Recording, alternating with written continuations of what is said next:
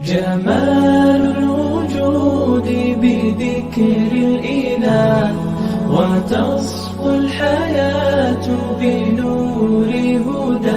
اگلی بات سنیے. اللہ تعالیٰ سورت آل عمران میں ارشاد فرماتے ہیں جو شخص خیانت کرے گا وہ شخص اپنی خیانت کی ہوئی چیز کو قیامت کے دن حاضر کرے گا. اس کی بڑے معنی ہیں، ذرا سنیے گا آپ. یہ آیت کا ترجمہ کون سی سورت کا ہے؟ سورت آل عمران کی آیت ہے، آیت نمبر 161 ہے. اس کا ترجمہ پھر سنیے. جو شخص خیانت کرے گا وہ شخص اپنی خیانت کی ہوئی چیز کو قیامت کے دن حاضر کرے گا. اس کی تفسیر اب میں نہیں کر رہا ہوں، آگے سنتے جائیے آپ صرف حدیث کو. حضرت عائشہ طیبہ طاہرہ رضی اللہ تعالی عنہا سے روایت ہے کہ جناب رسول اللہ صلی اللہ علیہ وسلم نے ارشاد فرمایا جس شخص نے ایک بالشت کے برابر بھی کسی کی زمین ظلمن چھین کر، بالشت برابر کتنی ہوتی ہے؟ یہ جسے ہمارے زبان میں ایک گٹھ ایک گلٹ کہتے ہیں. یہ آپ صلی اللہ علیہ وسلم نے فرمایا جس شخص نے ایک بالشت کے برابر بھی کسی کی زمین چھین کر ظلم کیا، روز قیامت اتنی مقدار میں 7 زمینوں تک کا طوق اس کی گردن پر ہوگا. اس حدیث کو اگر آپ نہ سمجھ سکیں کہ یہ سزا کیا ہے، سمجھیے گا. ٹوکرا دیکھا ہے کبھی آپ نے؟ ٹوکرا، اس میں مٹی بھر لیا کریں اور اس کو گلے میں باندھ لیا کریں، پھر اس حدیث کی سزا سمجھ میں آ جائے گی. اگلی بات سنیے. یا تو اتنی مقدار زمینوں کی اس کی گردن پر ہوگی، حضرت شرح میں لکھ رہے ہیں جس کو ساری دنیا دیکھتی ہوگی، یا وہ زمین کے اتنے حصے کے نیچے ہوگا اور ان زمینوں کا بوجھ اس کی گردن پر ہوگا. اس کے دوسرے معنی کی تائید میں احمد طبرانی میں 3 روایات ہیں جن کا مفہوم یہ ہے کہ وہ سب زمینیں کھود کر پانی تک پہنچے گا اور پھر اس کی گردن پر ان سب زمینوں کا بوجھ ڈال دیا جائے گا. اگلی بات سنیے. حضرت ابو مالک اشعری رضی اللہ تعالیٰ عنہ سے روایت ہے کہ جناب رسول اللہ صلی اللہ علیہ وسلم نے ارشاد فرمایا سب سے بڑی خیانت اللہ تعالیٰ کے نزدیک ایک ہاتھ زمین کی خیانت ہے.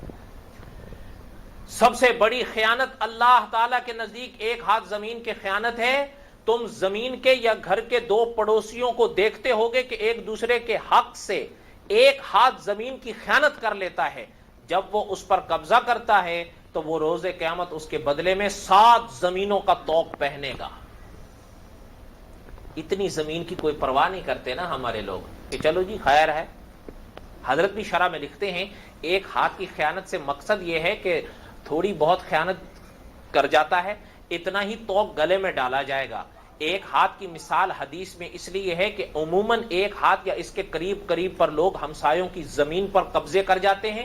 اب تو اس جرت کی انتہا ہی نہیں رہی. بعض پڑوسی تو کرایہ دار تو ساتھ رہنے والے پورے کے پورے پلاٹوں مکانوں پر قبضے کر جاتے ہیں. ایسا ہی نہیں ہے؟ یہ تو وہاں پتہ چلے گا.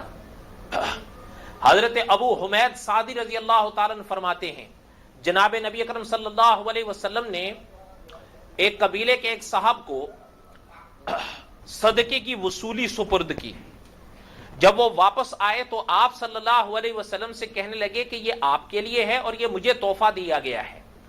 تو جناب رسول اللہ صلی اللہ علیہ وسلم کھڑے ہوئے، اللہ کی حمد و ثنا بیان کی، پھر فرمایا اما بعد، میں تم میں سے ایک شخص کو ایک کام جس کی ذمہ داری اللہ نے میرے سپرد کی ہے سپرد کرتا ہوں تو وہ واپس آ کر کہتا ہے یہ آپ کے لیے ہے اور یہ مجھے تحفہ دیا گیا ہے. تو کیا وہ اپنے ماں باپ کے گھر میں بیٹھ جاتا اور اس کے پاس یہ تحفہ آ جاتا؟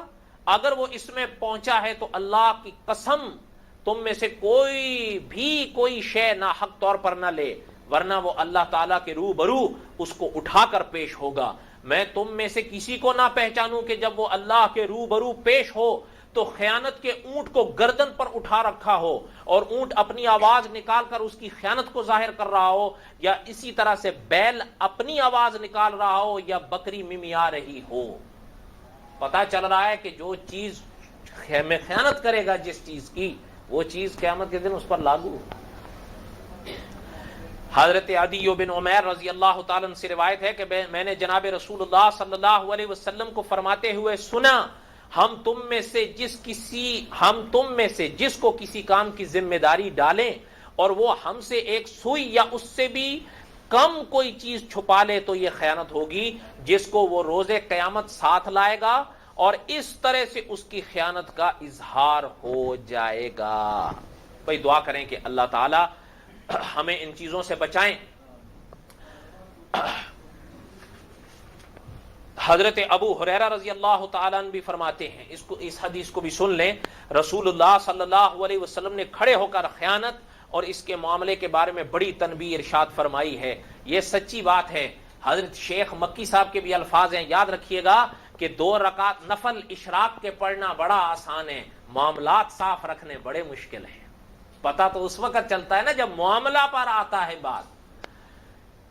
فرمایا آپ صلی اللہ علیہ وسلم نے، حدیث کا ترجمہ سنیے، خبردار تم میں سے کسی سے اس حالت میں نہ ملوں کہ اس کی گردن پر خیانت کا اونٹ بول رہا ہو اور وہ یہ کہے کہ یا رسول اللہ میری مدد کریں، اور میں کہوں کہ اللہ کے سامنے میں تیری کوئی مدد نہیں کر سکتا۔ میں نے تمہیں آگاہ کر دیا تھا، حضور بتا گئے صلی اللہ علیہ وسلم، اور حضور صلی اللہ علیہ وسلم کی تابعداری میں، اتباع میں صحابہ بتا گئے، صحابہ کی اتباع میں علماء بتا گئے۔ میں تم میں سے کسی کو اس حالت میں نہ ملوں کہ وہ قیامت میں اس حالت میں آئے کہ اس کی گردن پر گھوڑا بول رہا ہو اور وہ یہ کہے یا رسول اللہ میری مدد کریں، اور میں کہوں اللہ کے سامنے میں تیری کوئی مدد نہیں کر سکتا۔